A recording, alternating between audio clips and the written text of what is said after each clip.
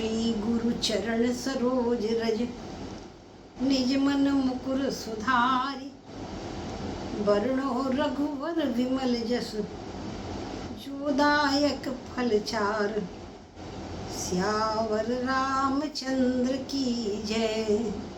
हम सब भक्तजन रसिकजन इस समय पुष्पवाटिका के मधुर प्रसंग में आनंद का आनंद ले रहे हैं। विश्व के साहित्य में ऐसा सुंदर चित्रण कहीं देखने को नहीं मिलता, जिसमें पूर्ण रूप से नाटकीयता भी है, पूर्ण रूप से श्रृंगार भी है, मानवीयता भी है और आध्यात्मिकता भी। सबका एक साथ सम्मेलन गोस्वामी जी ने किया है। इसीलिए गोस्वामी जी विश्व के सर्वश्रेष्ठ कवियों में इस प्रसंग के कारण माने जाते हैं, सर्वश्रेष्ठ कवियों में माने जाते हैं। चाहे शेक्सपियर हो, चाहे कालिदास हो, ये भी बहुत पीछे रह जाते हैं। जहाँ श्रृंगार का वर्णन आया वहाँ बड़े बड़े कवि लोग बहक गए, अश्लीलता की ओर चले गए, पर गोस्वामी जी ने कहीं अश्लीलता का कोई स्पर्श नहीं होने दिया और श्रृंगार का पूरा रस परिपाक सबको आनंद मिल रहा है उसका, जरा भी उसमें कमी नहीं आने पाई। ये विशेषता है, ये कवि की विशेषता है। भगवान श्री राम ने पहले सीता का दर्शन किया तो गोस्वामी जी लिखते हैं, देख सिए शोभा सुख पावा हृदय सराहत बचन न आवा। ये सौंदर्य ऐसा है, इसको व्यक्त नहीं किया जा सकता, इसलिए हृदय ही उसकी सराहना कर रहा है। भगवान का हृदय ऐसा मालूम पड़ता है, विधाता के पास जितनी निपुणता थी सारी निपुणता को एक मूर्तिमान बना करके सीता के रूप में प्रकट करके उस विधाता ने दिखा दिया। जनु विरंचि सब निज निपुणाई विरचि विश्व कह प्रकट दिखाई। और आगे तो गोस्वामी जी ने गजब कर दिया। भगवान कहते हैं कि सुंदरता कह सुंदर करई और छवि ग्रह दीप शिखा जनवरी। ये दीप शिखा की उपमा महाकवि कालिदास ने दी, और जिसके कारण को महाकवि कहा जाता है, उपमा कालिदास से कहा जाता है। और उनकी उपमाओं में भी सर्वश्रेष्ठ उपमा का दीप शिखा की है, पर उनकी दीप शिखा और गोस्वामी जी की दीप शिखा की उपमा में कितना अंतर है। गोस्वामी जी की दीप शिखा कितनी ऊंचाई लिए हुए है, उसमें कितना सौंदर्य है, महानता है, परोपकार की भावना है। और उनकी उपमा देखिए, महाकवि कालिदास वर्णन करते हैं कि इंदुमती का स्वयंवर हो रहा है और राजा महाराजा सब बैठे हुए हैं। इंदुमती हाथ में वरमाला लेकर के और एक एक राजा के पास जाती है, तो कैसी मालूम पड़ रही है, मानो अमावस्या की रात्रि में कोई दीप शिखा चल रही। तो भैया अमावस्या की रात्रि में माने अंधेरे में तो एक जुगनू का प्रकाश भी बहुत बड़ा मालूम पड़ता है। कोई बहुत महानता नहीं हुई कि अंधेरे में ये दीप शिखा चली जा रही। दूसरी बात यह है कि महाकवि कालिदास वर्णन करते हैं, देखो कि संचारणी दीप शिखैव रात्रौ यम यम व्यतियाय पतिम वरासा नरेंद्र मार्गाट इव प्रेदे विवर्ण भावम ससभूमिपालः। जिस राजा के सामने वरमाला लेकर पहुंचती है वो जगमगा जाता है, माने आशा से भर जाता है कि मानो मेरे ही गले में वरमाला पड़ने वाली है, इसलिए प्रसन्न हो जाता है। पर जब वहाँ से निकल जाती है तो वो राजा निराशा के अंधकार में ऐसे डूब जाता है जैसे मार्ग के जो भवन हैं वो अमावस्या की रात्रि में अंधकार में डूब जाते हैं। अब देखो, ये वर्णन महाकवि कालिदास का है। वो कहा सर्वश्रेष्ठ उपमा है इंदुमती की जो दीप शिखा की है। अब हमारे गोस्वामी जी की उपमा देखिए कि सुंदरता कह सुंदर करई छवि ग्रह दीप शिखा जनवरी। सीता जी की सुंदरता ऐसी है, रात्रि में संचारणी दीप शिखा नहीं हो, ये तो करत प्रकाश फिरई फुलवाई, दिन के प्रकाश को भी प्रकाशित करने वाली। दिन के प्रकाश में जो प्रकाश हो रहा है उस प्रकाश से भी ऊपर प्रकाश है सीता जी के सौंदर्य का। करत प्रकाश फिरे फुलवाई, और सुंदरता कह सुंदर करी, वो तो राजाओं को फीका बना रही इंदुमती की उपमा और निराश कर रही है, पर सीता जी की जो सुंदरता है वो किसी को फीका नहीं बना रही, बल्कि संसार की जितनी सुंदरता हैं उन सब का हेतु सीता का सौंदर्य है। सीता की सुंदरता से ही संसार का सारा सौंदर्य प्रकाशित हो रहा है, क्योंकि ये आदि शक्ति हैं और इनके ही रोम रोम से अनेकों असंख्य असंख्य ये देवियां उत्पन्न होती हैं। कौन? कि उपजही जासु अंश गुण खानी, अगणित लक्ष्य उमा ब्रह्माणी। ये सब देवियां इनके अंश से उत्पन्न होती हैं। तो जितनी सुंदरता इनमें है ये सब सीता जी के कारण है। दूसरा भाव ये है कि जितनी सखियां थी, 72,000 सखियां, ऐसा संत लोग कहते आई थी। हमारे शरीर में भी 72,000 नाड़ियां होती, और ये 72,000 नाड़ियों को संचालित करने वाली कौन है? वो आत्मशक्ति भगवती सीता है। उन्हीं के सौंदर्य से ये शरीर चलता है। तो जितनी सखियां हैं वो सब सुभग सयानी, सुंदर हैं, सयानी हैं, पर किससे? किसके द्वारा? सीता जी उनकी उन सुंदरता को भी सुंदर करने वाली है कि सुंदरता कह सुंदर करई, छवि ग्रह दीप शिखा जनवरी। पूरा सजा सजाया खूब अच्छा घर है, महल है, और पर उसमें प्रकाश ना हो तो उसके सौंदर्य का कोई अर्थ नहीं होता। पर सजे हुए घर में जैसे एक प्रकाश रख दिया जाए, दीपक रख दिया जाए, तो जितनी सौंदर्य है, जितना सौंदर्य है वो सब जगमगा उठता है। ठीक सीता का सौंदर्य ऐसा ही है, संसार के सौंदर्य को और बढ़ाने वाला है, प्रकाशित करने वाला है, सबको दिखाने वाला है। तो सीता जी का सौंदर्य दूसरे को फीका करने वाला नहीं। इतने मत बढ़ो कि दूसरे बौने हो जाएं। भैया इतने गुण अपने मत बढ़ाओ कि दूसरे गुणहीन मालूम पड़ने लगे। ऐसा सौंदर्य होना चाहिए जो दूसरों को भी सुंदर बना सके। ये परोपकार की भावना, परहित की भावना, दूसरे के प्रति आदर की भावना, ये सीता जी के सौंदर्य में ये गोस्वामी जी ने दिखाया। इसलिए गोस्वामी जी की जो उपमा है कि सुंदरता कह सुंदर करई, छवि ग्रह दीप शिखा जनवरी। सीता जी का सौंदर्य ऐसा होता कि सबका सौंदर्य फीका हो गया उनके सामने, तब तो कोई उपमा में कोई बड़ी बात नहीं होती। पर नहीं, गोस्वामी जी ने इसको कितना ऊंचा उठा दिया है ये कह करके कि सुंदरता कह सुंदर करई। सारे संसार की सुंदरता इन्हीं से, इनके द्वारा है। इसलिए और सब उपमा, कोई उपमा भी अगर दी जाए सीता के सौंदर्य को, तो कोई उपमा भी इनके सामने नहीं दी जा सकती इनसे। क्यों? क्योंकि संसार के कवियों ने संसार की स्त्रियों के लिए सारी उपमाएं दे डाली, झूठी हो गई सब उपमाएं। तो कई पटतरों विदेह कुमारी, विदेह कुमारी कह करके गोस्वामी जी ने कितना सुंदर शब्द दिया है कि ये तो देह कुमारियों की उपमा दी गई हैं। संसार में जितनी उपमाएं दी गई हैं वो देह कुमारियों को दी गई हैं, पर सीता देह कुमारी नहीं है। विदेह, ये तो विदेह, राजा विदेह स्वयं ही विदेह थे। मनु महाराज थे ही विदेह रहे आए, कोई देह पुत्र नहीं थे। और उनकी ये पुत्री ये भी अप्राकृतिक हैं, ये अलौकिक हैं। इसलिए इनका जो सौंदर्य है वो किसी संसार की उपमा से उपमित नहीं किया जा सकता है। ऐसी सीता जी की सुंदरता है। सब उपमा कवि रहे जुठारी, कई पटतरों विदेह कुमारी। ये तो विदेह कुमारी यहाँ कह करके आध्यात्मिक पुट दे दिया है, मानो भगवान कह रहे हैं कि ये कोई लौकिक सौंदर्य नहीं, मानसल सौंदर्य नहीं है, जिसमें वासना हो, ऐसा सौंदर्य नहीं। ऐसा सौंदर्य है जिसमें बड़ी पवित्रता है, अलौकिकता है, दिव्यता है, ऐसा सौंदर्य है।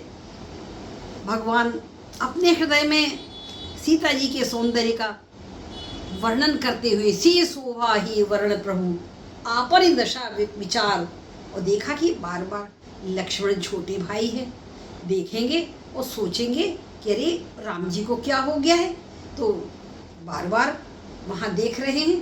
तो भगवान ने सोचा कि लक्ष्मण जी के सामने स्पष्ट कर देना चाहिए, कोई बात छिपी न रहे।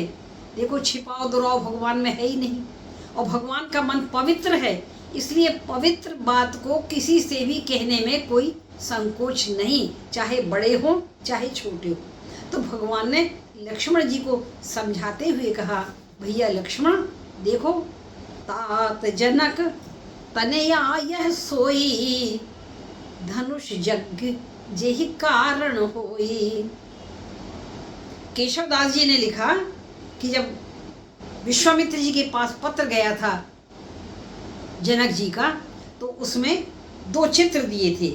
एक तो यज्ञ का चित्र दिया था, और दूसरे जिसके लिए ये यज्ञ हो रहा है सीता का भी चित्र दिया था।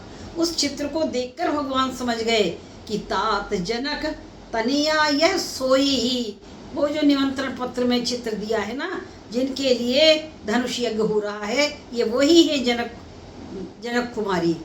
तात जनक तनिया यह सोई, धनुष यज्ञ जेहि कारण होई। तो पूजन तो यहाँ आई काहे के लिए हैं? भगवान कहते हैं देखो सब जैसे जानकार हो, भगवान तो वैसे सब जानते ही हैं, पर लक्ष्मण जी को स्पष्ट कर रहे हैं अपने हृदय की बात कि पूजन गौरी सखी लई आई, और करत प्रकाश फिरई फुलवाई। इसमें भगवान ने बतला दिया कि कितना प्रकाश फैल रहा है लक्ष्मण। इस सूर्य के प्रकाश के बाद भी ये जो प्रकाश फैल रहा है ये इन्हीं का प्रकाश है, इनके सौंदर्य का प्रकाश है। ऐसी सौंदर्य तो, और आगे इतना ही राम जी कहते तो कोई बात नहीं थी, पर देखो भगवान के हृदय की पवित्रता ये है, भगवान ने अपने हृदय को खोल करके लक्ष्मण जी के सामने रख दिया। भगवान कहते हैं कि लक्ष्मण कि इस अलौकिक सौंदर्य को देखकर, देखिए लौकिक सौंदर्य नहीं है सीता का, जाता सुविलोकी अलौकिक शोभा, सहज पुनीत मोर मन शोभा। यहाँ 2 शब्द ध्यान देने योग्य हैं, एक तो अलौकिक शोभा और दूसरे सहज पुनीत मोर।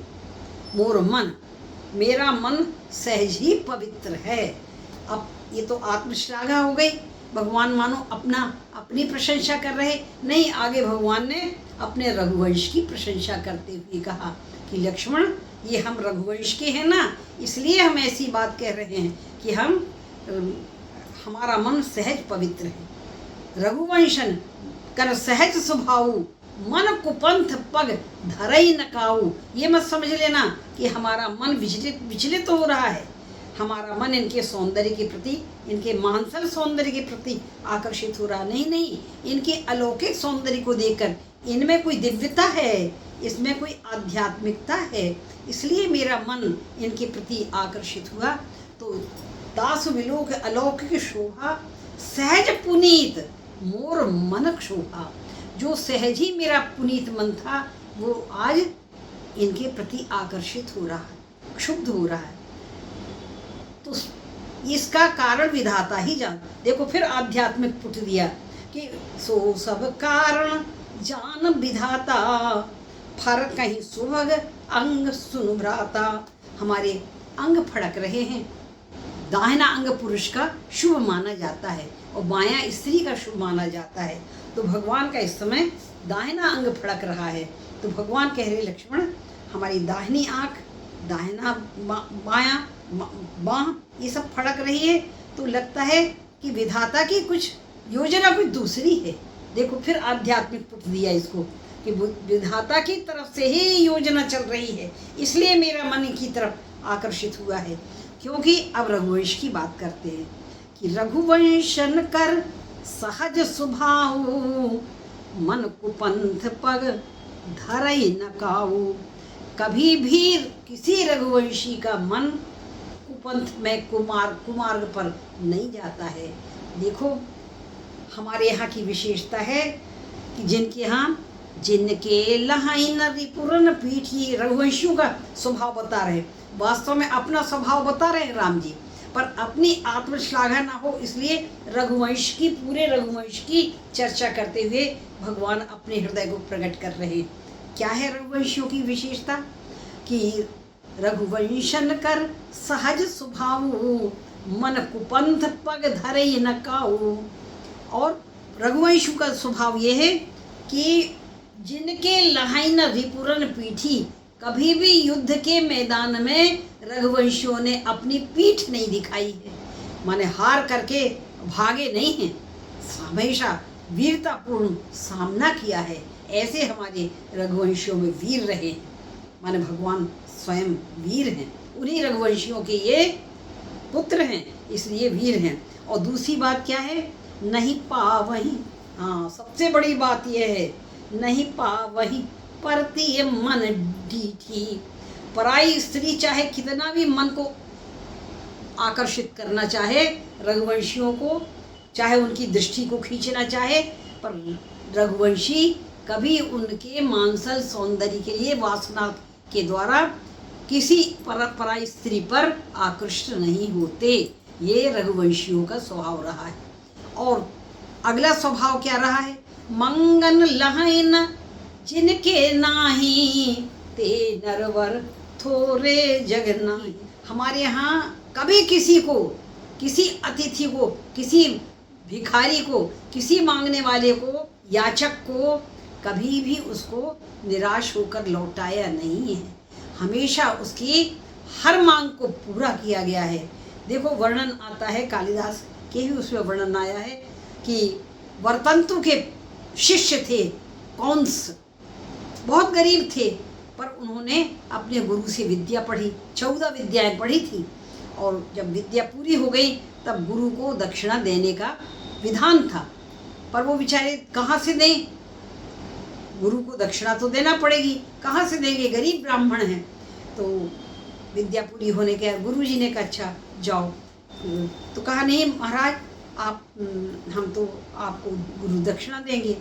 तो कहाँ से, तब राजा के पास जाते थे, ये जितने बटुक होते थे, जब इनके पास, गुरुकुल भी राजाओं के द्वारा ही चलते थे।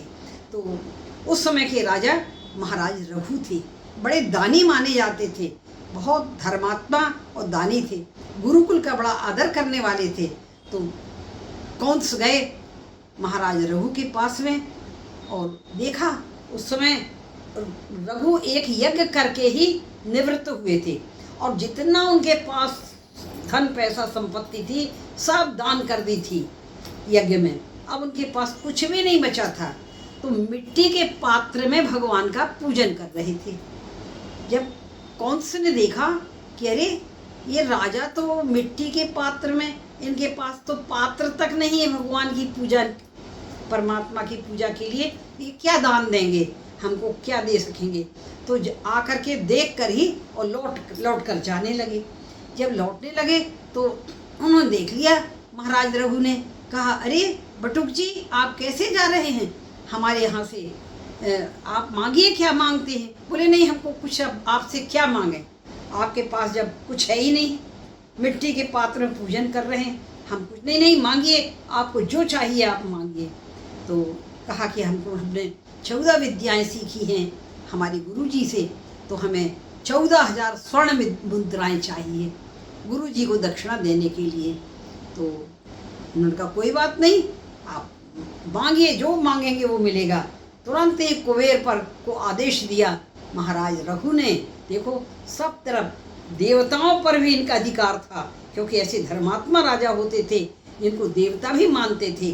तो देव पुरुष को, और जो सत्यवादी होते हैं, धर्मात्मा होते हैं, उन पर उनको सब मानते हैं। तो कुबेर को आदेश दिया कि तुरंत ही स्वर्ण मुद्राओं की वर्षा की जाए। इतनी स्वर्ण मुद्राएं वर्षी, इतना स्वर्ण मुद्राएं भर गई। कौन से कहा कि आप ले जाइए, सब स्वर्ण मुद्राएं ले जाइए, ये आपके लिए ही बरसाई गई हैं। तो अब देखो कंस को भी देखो, बहुत गरीब ब्राह्मण था, सोचता कि 14,000 महाराज को अपने गुरुदेव को देंगे और बाकी की जितनी मुद्राएं हैं अपने पास रख लेंगे, जीवन भर खाएंगे, आनंद करेंगे। आज की स्थिति का कोई बालक होता यही ना सोचता। पर कंस ने कहा, नहीं महाराज, केवल 14,000 मुद्राएं मुझे चाहिए। और कहा गुरुजी के पास ले जाओ। गुरुजी भी स्वीकार नहीं करेंगे, गुरुजी भी 14,000 मुद्राएं ही लेंगे, उन्होंने उतनी ही विद्याएं दी हैं। तो 14,000 मुद्राएं लेकर के गए और गुरुजी को उन्होंने दक्षिणा चुकाई। ऐसे राजा हुए हैं, ऐसे दानी हुए हैं भैया, जिन्होंने अपने शरीर का दान दे दिया है। अपने महाराज शिवी ने एक कबूतर को बचाने के लिए अपने शरीर का दान दे दिया। महाराज हरिश्चंद्र ने पूरे राज्य का दान दे दिया था। ऐसे ऐसे दानी महाराज हुए हैं इनके कुल में। तो कहा, मंगन लहन जिनके नाही ते नरवर थोरे जग माही। इस तरह बात करते हुए भगवान ने लक्ष्मण जी को अपने हृदय की बात को पूरा स्पष्ट कर दिया कि लक्ष्मण, हमारे हृदय में इनकी अलौकिक शोभा को देख करके हमारा मन आकृष्ट हुआ है। तो वो विधाता ही जान सकता है, विधाता का कोई विधान है। इसको आध्यात्म से जोड़ करके भगवान ने तुरंत उसको और पवित्र बना दिया। करत बतक ही अनुज सन मनसी रूप लुभान, मुख सरोज मकरंद छवि करत मधुप इव पान। अब यहाँ भगवती सीता ने देखो ऐसा कहीं आंखें चार नहीं की हैं। गोस्वामी ने ऐसा वर्णन नहीं किया कि राम जी भी उनको ठकठकी लगा कर देख रहे, सीता जी भी देख रहे। जब राम जी बात करते हुए एक तरफ निकल गए, तब सीता जी आती हैं सखी के साथ में। चली अग्र करि प्रिय सखी सोई, प्रीति पुरातन लखे न कोई। यहाँ भी गोस्वामी जी पुट देते चले गए हैं आध्यात्म का और मर्यादा का। मर्यादा बनती चली जा रही है। सीता जी ऐसे ही उच्छृंखल होकर के किसी भी लड़के को देखकर राजकुमार को देखने के लिए नहीं गई हैं। वो तो सूर्य सी ये नारद बचन, नारद जी का उनको उपदेश याद आया। उन्होंने पहले ही भविष्यवाणी कर दी थी कि गौरी पूजन के बाद जिस पुरुष का दर्शन होगा वही इनके पति होंगे। तो सीता जी अपने पति को देखने जा रही थी, जो होने वाले पति हैं, और उन्हीं का दर्शन करने के लिए उनके हृदय में व्यग्रता हुई। और गई भी कैसे, तो अकेली नहीं गई कि सखी ने बताया तो तुरंत चल देती। चली अग्र करी प्रिय सखी सोई। भाई जिस गुरु ने भगवान को देखा, परमात्मा का दर्शन किया है, उसी गुरु की छत्र छाया में या उसी गुरु के मार्गदर्शन में ही शिष्य के चलने में कल्याण होता है।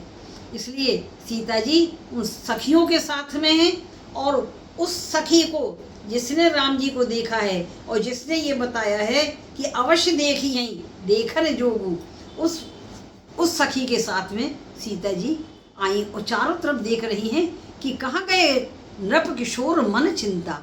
बड़ी मन में चिंता हो रही कि अरे वो कहाँ चले गए जिनका भी वर्णन किया था। तो तब तक सखियों ने दिखाया, देखो राम जी वहीं प्रकट नहीं है, कहाँ लताओं की ओट में फूल तोड़ रहे। तो सखियों ने दिखाया, वही जो गुरु सखी थी जो देख करके आई थी, वो कहती देखो वो है लताओं की ओट में, लताओं का झुरमुट है, लताओं का पर्दा है, और उस पर्दे के पीछे से भगवान की झांकी झलमल झलमल दिखाई दे रही है। तो लता ओट तब सखिन लखाए, और क्या देखा, श्यामल गौर किशोर सुहाए। सुंदर एक श्यामल भगवान श्री राम जी श्याम रंग के, और उनके पीछे लक्ष्मण गौर रंग के। तो लोगों ने कहा कि भैया ये दो राजकुमारों को पर दृष्टि पड़ी गोस्वामी जी की, तो ये तो मर्यादा नहीं है। तो गोस्वामी जी कहते यही तो मर्यादा है। देखो लक्ष्मण कौन है, लक्ष्मण के हृदय में सीता जी के प्रति मातृभाव। सीता जी माँ हैं और राम जी पिता हैं। माता सुमित्रा ने तो यही उनको समझाया था कि तात तुम्हारे मातु वैदेही और पिता राम सब भांति स्नेही। हाँ, तो यहाँ पर देखो, जहाँ पर राम जी पिता हैं, सीता माँ हैं और लक्ष्मण पुत्र हैं। माता और पिता के बीच में अगर पुत्र है तो अपने आप मर्यादा बनी रहती है कैसा सुंदर भाव है। इसलिए श्यामल गौर किशोर सुहाए, दोनों राजकुमारों को देखा सीता जी ने, लक्ष्मण के प्रति उनका वात्सल्य भाव, भगवान श्री राम के प्रति उन्होंने देखा, राम जी को देख करके। और जब नक्शिक सुंदरता देखी, गोस्वामी जी ने यहाँ लिखा, जैसे रामचंद्र जी ने देखा सीता जी को, तो उनके भय बिलोचन चारु अचंचल, भगवान के नेत्र स्थगित रह गए। अब यहाँ भी थके नयन रघुपति छवि देखे। सीता जी ने जब राम जी का सौंदर्य देखा तो सीता जी के नेत्र भी स्थगित हो गए, माने पलक झपकना बंद हो गई, बिल्कुल स्थिर हो गए। क्यों हो गए स्थिर? बोले यहाँ भी वही स्थिति आई कि पलकन हूँ परिहरी निमेखे। निमेखे माने निमि महाराज ने मानो पलकों को छोड़ दिया। जब पलक छोड़ करके अलग हो गए तो, क्योंकि बेटी का मिलन हो रहा है दामाद के साथ में के सामने, इसलिए महाराज निमि अलग हो गए। यहाँ भी कितनी सुंदर मर्यादा गोस्वामी जी ने बांधी है, और इस मर्यादा में आध्यात्मिक पुट भी देते चले गए हैं। तो सीता जी ने जब देखा, नक्शिक सुंदरता देखी, नक्शिक सुंदरता देख करके एक बात याद आई कि देखो भगवान को उन्होंने देखा कि श्रवण समीप, उनके भगवान के भाल तिलक श्रवण बिंदु सुहाए।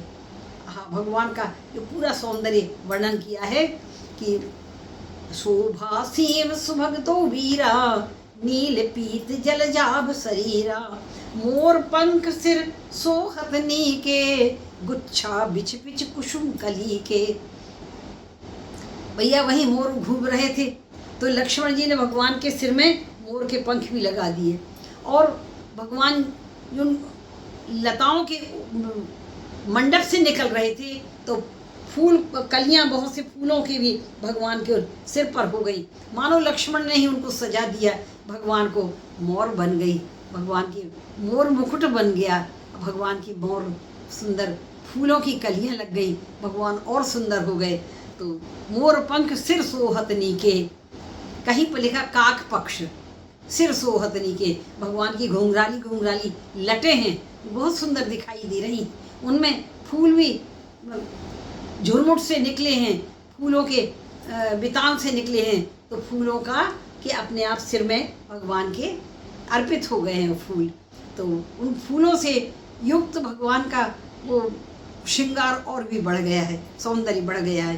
तो मोर पंख सिर सोहत नीचे, गुच्छा बिछ बिछ कुसुम कली के, भाल तिलक श्रम बिंदु सुहाए। आहा, भगवान के माथे पर पसीना दिखाई दे रहा। देखो पसीना तो परिश्रम से आता है ना। जितने बड़े वीर जिन्होंने ताड़का को मारा, सुबाहु को मारा और मारीच को भेज दिया 1000 मील दूर, वो उनको फूल तोड़ने में पसीना आ रहा। देखो वास्तव में पसीना क्यों आ रहा भगवान को? अरे इतनी मालिनों से पूछते पूछते, इतने बड़े बगीचे में घूमते घूमते, और जो मालिनों से कभी स्त्रियों से भगवान ने बात नहीं की, इतनी मालिनों से बात करना पड़ी और कोई मालिन उत्तर नहीं देती, तो भगवान पसीना पसीना हो गए इस स्थिति को देख करके कि भाई यहाँ तो कोई मालिन बोल ही नहीं रही, क्या करें, हमें पूजन के लिए फूल तो लेना है, पर कोई मालिन यहाँ बोल ही नहीं रही और कैसे पूछे। तो बड़े संकोच से तो बेचारे पूछ रहे थे। तो भाल तिलक श्रम बिंदु सुहाए, पर सखियों ने जब देखा, सीता जी ने देखा, तो कहे आहा हा, इतने सुकुमार हैं ये, इनका सौकुमार्य तो देखो कि फूल तोड़ने में इनको पसीना आ गया। आहा, ये क्या धनुष तोड़ेंगे? अब याद आया उनको कि ये ऐसे सुंदर, ये क्या फूल, ये धनुष तोड़ेंगे? अरे नारद जी ने कहा तो जरूर है कि यही हमारे पति होंगे, पर होंगे कैसे? जब तक धनुष नहीं तोड़ेंगे तब तक तो ये हमारा वर्ण नहीं कर सकेंगे। तब उन्हें ध्यान आया अपने पिताजी की उस दृढ़ता पर, उस उन्होंने जो प्रतिज्ञा की है उस पर बड़ी खीज आ गई और कहने आहा तात दारुण हठ ठानी, समुझत नहीं कछु लाभ नहानी। भगवान की कोमलता देख करके उनको लगा कि हमारे पिताजी ने ये बेकार प्रतिज्ञा कर ली, हमको दांव पर लगा लिया, धनुष के दांव पर लगा दिया। ये इतने सुंदर भला धनुष कैसे तोड़ेंगे। ये सोचकर भगवती सीता बड़ी व्याकुल हो गई। पर इसमें एक सुंदर चौपाई दी है गोस्वामी जी ने, तो बड़ा सुंदर भाव संतों ने दिया है। सखी कहती है कि सुमन समेत वाम कर दोना, सावर कुंवर सखी सुठिले ना लोना। सुमन समेत वाम कर दोना, बाएं हाथ में भगवान के दोना है और उसमें फूल रखे हुए हैं। दाहिने हाथ से पुष्प चयन करते हैं और बाएं हाथ के दोना में, फूल के पत्ते के दोने में भगवान फूल रखते जा रहे हैं। तो ये झांकी देख करके संतों ने वर्णन किया कि सखियां कह रही हैं, अरे सखी अब देर मत करो, अब इतना मौका फिर नहीं मिलेगा, क्या करें। बोले सुमन समेत, अपने बहुत अच्छे मन के साथ, अच्छे भाव। सुमन माने, सुमन के दो अर्थ है, श्लेष है। सुमन माने फूल और सुमन माने अच्छे मन के साथ, पवित्र मन के साथ। वाम कर दोना, बाएं, देखो सब में पूरा श्लेष है कि बाएं हाथ में भगवान दोना लिए हैं। और सखी कह रही है वाम कर दोना, अरे इनको, अरे अच्छे मन के साथ, भले मन के साथ, अरे सखियों देर क्या कर रही हो, इनको, हमारी लली जी को इनके बाएं अंग में बाएं कर दो ना। बाएं करने के मतलब पत्नी होती है उसका अंग बाया माना जाता है। तो सुमन समेत बाम कर दो ना, किसके, अरे दो दो तो राजकुमार हैं। बोले सांवर कुंवर सखी सुठिलो ना, ये जो सांवला कुमार है कितना सुंदर है, इसी के बाएं अंग में उनको खड़ी कर दो, हमारी लली जो मन सौंप दो। ऐसा सुंदर के सब सखियां देखती रह गई, अपने अपने आप को भूल गई। अब देखो भगवान श्री राम जी तो व्यक्त कर चुके लक्ष्मण जी को अपने हृदय के भाव, पर सीता जी तो नारी है ना, मर्यादा है। अब और बड़ी बड़ी सखियां हैं, बड़ी सयानी, तो कैसे अपने हृदय के भाव व्यक्त करती। तो गोस्वामी जी ने लिखा, देखो कैसी सुंदर मर्यादा दी है। गोस्वामी जी लिखते हैं कि सीता जी ने भगवान राम को बार बार देखेंगी तो ये सखियां कहेंगी भला बड़ी बड़ी सयानी कि देखो ये बार बार राम को देख रही। तो अब एक बार खूब जी भर के देख लिया और देख करके लोचन मग राम ही उर आनी, दीने पलक कपाट सयानी। उन्होंने क्या किया, कितना बढ़िया उपाय किया। अपने आँखों के नेत्रों के मग से, रास्ते से भगवान राम की मूर्ति को अपने हृदय रूपी मंदिर में विराजित कर लिया और विराज करके अब आंख बंद करके और खूब भगवान का को देख रही हैं। अब सखियां खड़ी रहें, चाहे सखियां जहां देखती रहें, अब सखियों को, हमारी तो आंखें बंद हैं, हम तो अपने प्यारे राम जी को हृदय में देख रहे हैं। तो ऐसा सोच करके जी भर के देख रही हैं और आंखें बंद किए हैं। तो कवियों ने वर्णन किया है कि नैनन अंतर आवतु, अरे नैन झांप तो ही लेऊं, ना मैं देखूं और को और ना तो ही देखन देऊं। कबीर, महात्मा कबीर वर्णन करते हैं कि भगवान आप हमारे नेत्रों के माध्यम से आइए और पुतरिन की चिखडार के पिय को लेऊं रिझाए। आप हमारे नेत्रों से हृदय मंदिर में आइए और अपनी पलकों की चिख डाल करके, पर्दा बंद करके, और आपको हम, हे प्रीतम, आपको रिझाएंगे। ऐसा करके बहुत से कवियों ने भाव दिया। गोस्वामी जी ने भी वही भाव दिया है। तो भगवती सीता ने भी इतना बढ़िया उपाय किया। सब लोग सखियां न समझ पाएंगी, पर सखियां तो सयानी थी, सब समझ गई कि सीता जी जो आंख बंद करके खड़ी हैं तो ये गौरी का ध्यान नहीं कर रही हैं, पर ये माजरा कुछ और ही है। माजरा ये है कि ये इन्हीं का ध्यान कर रही हैं। इसलिए एक सखी ने बड़ा विनोद किया, कहा स्वामिनी जो आप गौरी का ध्यान फिर कर लेना, बहुरी गौरी कर ध्यान करेहू, अरे भूप किशोर देख किन लेहू। सामने राजा की जो राजपुत्र हैं उनको तो देख लो, जिनके लिए हम आए हैं यहाँ पर देखने के लिए, अवश्य देखी हैं देखन जोगू। अरे इन्हीं को देखने के लिए तो हम लोग आए हैं वहाँ फुलवारी में से घूम घाम करके, तो आप इनको तो देख लीजिए। तो भगवती सीता ने समझ गई कि सखियाँ सब समझ गई हैं, तो सकुच सी तब नयन उघाड़े और सनमुख दो रघु सिंह निहारे। जैसे ही बड़े संकोच से नेत्र खोले, देखा सामने ही भगवान श्री राम सीता। तो नक्षिक देख राम की शोभा, सुमिर पितापन मन अति क्षोभा। इतने जब सामने देखा, सामने भगवान की परदृष्टि पड़ी, वो सौंदर्य देख करके भगवती सीता को पिताजी के प्रतिज्ञा पर बड़ा क्षोभ हुआ। और पर उन्होंने धरी बड़े धीर। एक सखी ने और मजाक किया। एक सखी कहने लगी कि समझ गए हैं कि अभी मन नहीं भरा है, तो ऐसा करना लाडली जू, हम कल फिर इसी समय आ जाएंगे। पुनियाऊ यही बिरिया काली, अस कही मन बेहसी एक आली। पुनि आऊ, कल फिर हम आ जाएंगे, यही बिरिया, इसी समय, कल। क्यों? क्योंकि कल भी इनके गुरुजी को पूजा की ज़रूरत पड़ेगी फूल की, और कल भी ये इनको भेजेंगे, तो और हम कल इसी समय आ जाएंगे, तो ये फूल तोड़ते रहेंगे और हम इनका दर्शन कर लेंगे। तो कैसा सुंदर विनोद किया है सखी ने। पुनि आऊ बहुरी आई बे एही बिरिया सकारे, बहुरी आऊ बे एही बिरिया सकारे। भगवती सीता तब तक एक सखी बोली, अरे बहुत देर हो गई, हम लोग घूमते घूमते चलो, माता जी नाराज होंगी। माँ तो भय मानी। सीता जी ने कहा चलो, पर जाने तो लगी, पर जाने का मन नहीं हो रहा। भगवान और राम तो यहीं बाग में हैं और हम इनको छोड़कर जा रहे हैं, अब इनको कैसे देखें।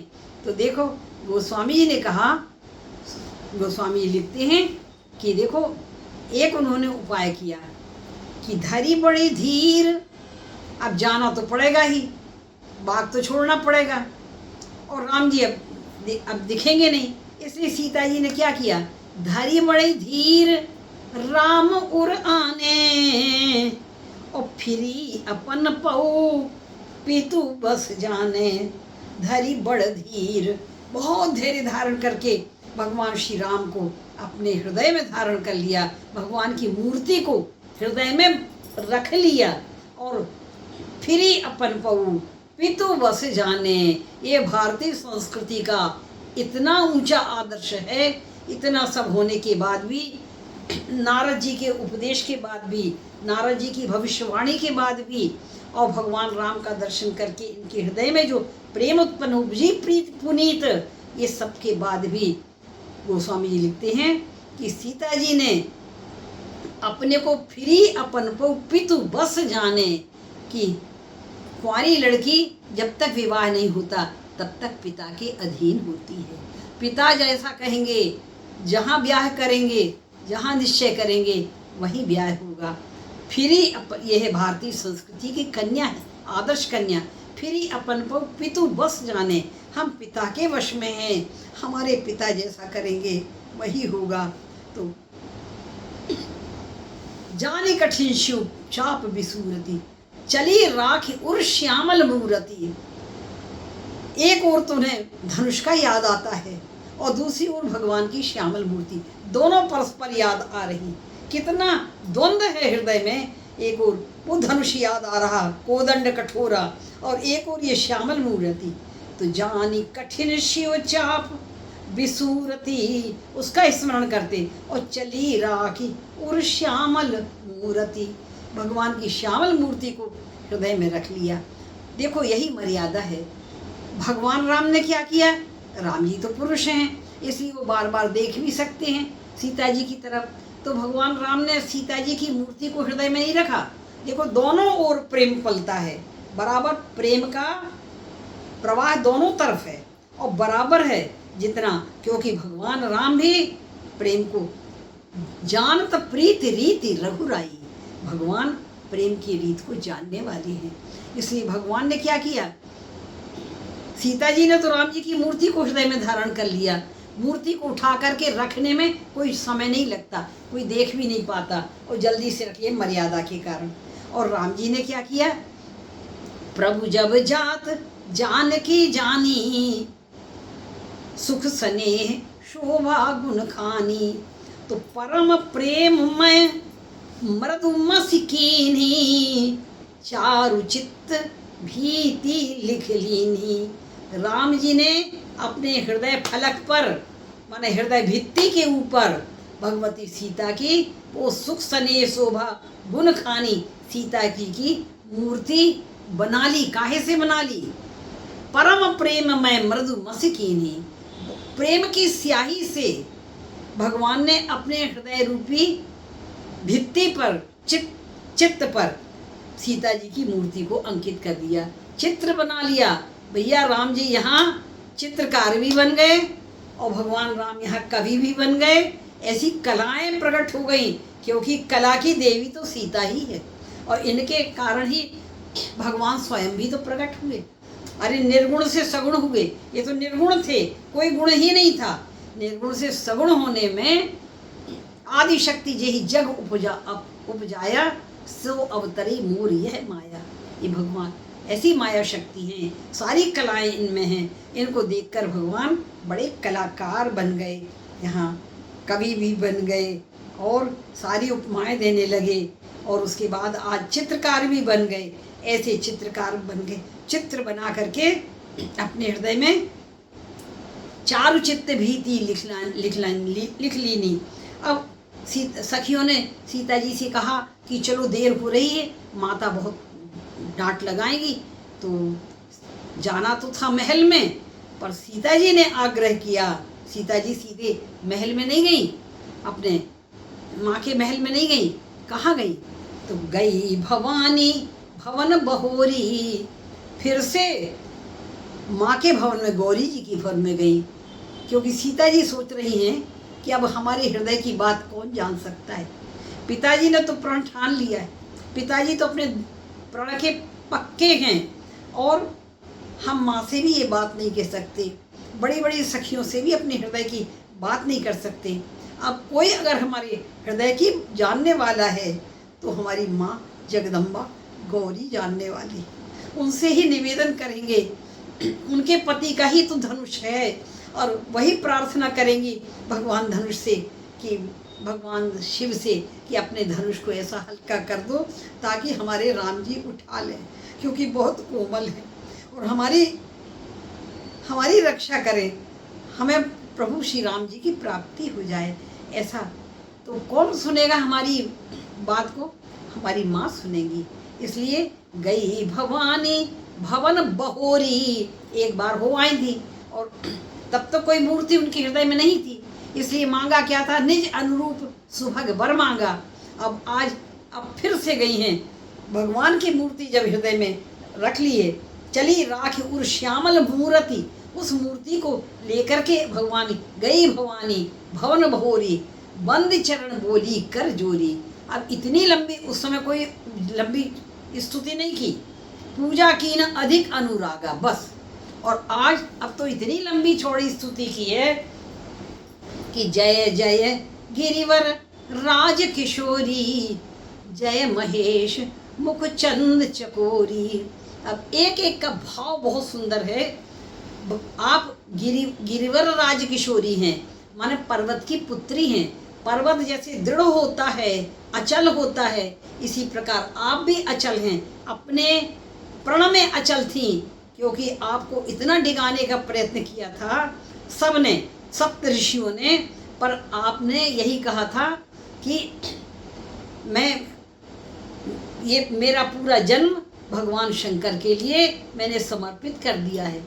भगवान शंकर भी आकर के अगर मुझसे कहें कि तुम मुझसे विवाह मत करो, तो आप कहें 7 बार महेशु तजौ न नारद कर उपदेशु, तब भी हमारे देवर्षि नारद ने जो कुछ कह दिया है हम उसको नहीं। जन्म जन्म लगी रगर हमारी, बरम शंभु नतर रहूं कुमारी। जन्म जन्म, एक जन्म नहीं 1000 जन्म भी हो जाएं, तब भी हमारी प्रतिज्ञा यही रहेगी कि हम भगवान शंकर से ही विवाह करेंगे, क्योंकि आप गिरिवर राज किशोरी हैं। और पर्वत की पुत्री हैं, आपने दृढ़ता है इसलिए। और जय महेश मुख चंद चकोरी, अपने इसी पातिव्रत धर्म के कारण आप भगवान श्री महेश मुख चंद्र चकोरी, भगवान शंकर जी का मुखारविंद चंद्रमा और आप उनकी चकोर बन गई। और इसी तरह हमने भी माँ अभी प्रभु श्री राम जी का दर्शन किया, सियमुख शशि भय नयन चकोरा, जैसे राम जी ने देखा, इसीलिए शरद शशि जिमि चितव चकोरी, भगवान श्री राम का मुख शरद ऋतु का चंद्रमा है और सीता जी के नेत्र चकोर बन गए। तो आप ऐसा आशीर्वाद दीजिए कि हम भी भगवान श्री राम के मुख चंद्र की चकोरी बन करके रहें। और जय,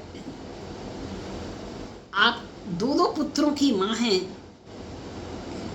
जय गज बदन षडानन माता, जगत जननी दामिनी दुति गाता। आपके 2 पुत्र हैं, माने भाव ये है हम भी ऐसा ही चाहते हैं, बस हमको भी 2 पुत्र हों।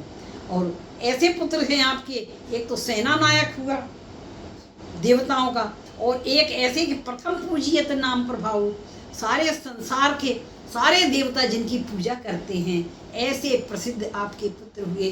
और जगत जननी, आप केवल 2 पुत्रों की माँ नहीं हैं, सारे संसार की माँ हैं, आप अंतर्यामी हैं। नहीं तब आदि मध्य अवसाना, अमित प्रभाव वेद नहीं जाना।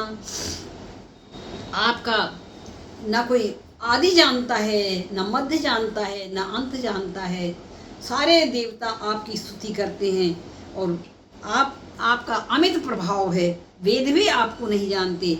भव भव विभव पराभव कारणी, आप संसार को उत्पन्न करने वाली हैं, संसार की रक्षा करने वाली हैं, संसार का संहार करने, सबको उद्भव स्थिति संहार कारणी, जैसा सीता जी के लिए कहा गया ना, वो इनके लिए भी यही बात माता भगवती सीता ने माता पार्वती के लिए, गौरी के लिए कहा कि भव भव विभव पराभव कारणी, स्वबस विश्व विमोहनी स्वबस विहारणी, सारे विश्व को विमोहित करने वाली है आप, और स्वबस विहारणी हैं, आप पर कोई अनुशासन नहीं करता है, आपका अनुशासन ही सब पर है। पति देवता सुती मातु प्रथम तब रेख, महिमा अमित न कहीं सकहीं कहीं सहस्रार्धा शेष। जितनी संसार की पतिव्रताएं हैं, माँ सबसे पहला नंबर आपका है। और आपसे प्रार्थना है कि हमको भी उसी श्रेणी में रखो। तो सीता तो उससे भी ज़्यादा ऊंची हो गई थी फिर, कि सती शिरोमणि, सीता जी तो, गौरी जी तो पार्वती, पति देवता सुती महु मातु प्रथम रखे, पहली पंक्ति में इनका नाम आता है पतिव्रताओं में। और सीता का नाम किस में आता है? बोले सती शिरोमणि, पहली से भी ऊपर अगर कोई है पतिव्रताओं में तो सीता है। सती शिरोमणि सिय गुण गाथा, सोई गुण अमल अनुपम पाथा। तो इन्होंने कहा माँ पति देवता सुती मातु प्रथम तब रेख, महिमा अमित न कही सकें, सहस शारदा से सेवत तो ही सुलभ फलचारी। माँ जिसने भी आपकी आराधना की, आपकी पूजा की, चारों फल उसके करतल हाथ में आ गए हैं। वरदायनी पुरारी प्यारी, आप सबको वर देने वाली हैं, इसलिए आशुतोष भगवान शंकर को आप बहुत प्रिय हैं। भगवान भी तो अवधरदानी हैं, और इसलिए आपकी इस वरदानशीलता से भगवान बड़े प्रसन्न होते हैं। हे माँ, आप सबको वरदान देने वाली हैं, आप मुझे भी वर दे दीजिए कि देवी पूज पद कमल तुम्हारे, सुर नर मुनि सब हों सुखारे। तो अब इसी प्रार्थना में धीरे से मन ही मन प्रार्थना कर रही, सखियों के सामने उजागर नहीं किया।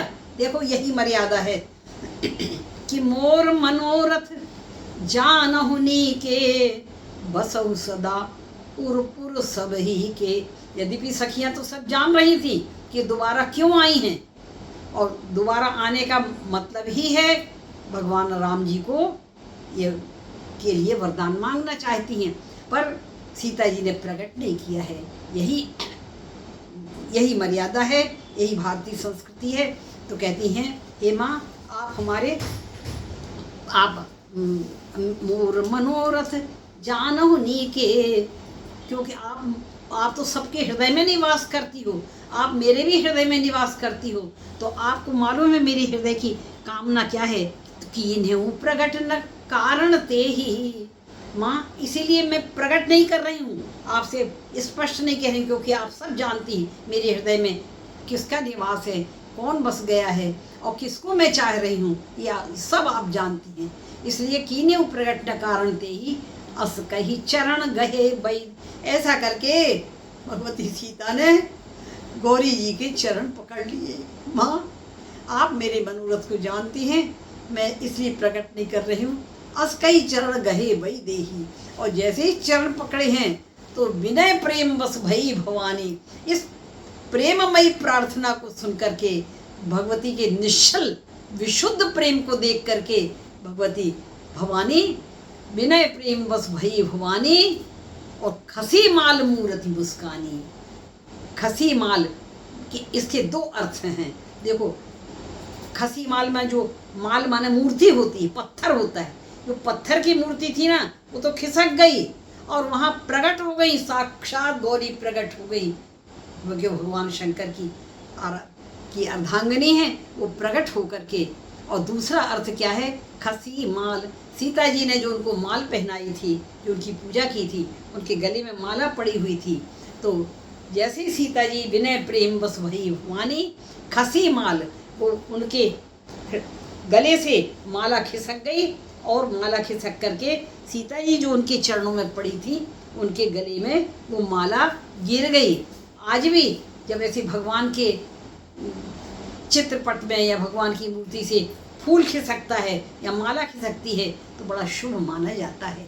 तो खसी माल मूर्ति मुस्कानी, और वो जो मूर्ति थी साक्षात प्रकट हो करके गौरी जी मुस्करा पड़ी और कहने लगी, मुस्करा करके उन्होंने कहा, सुन सी सत्य असीस हमारी, पूजहि मन कामना तुम्हारी।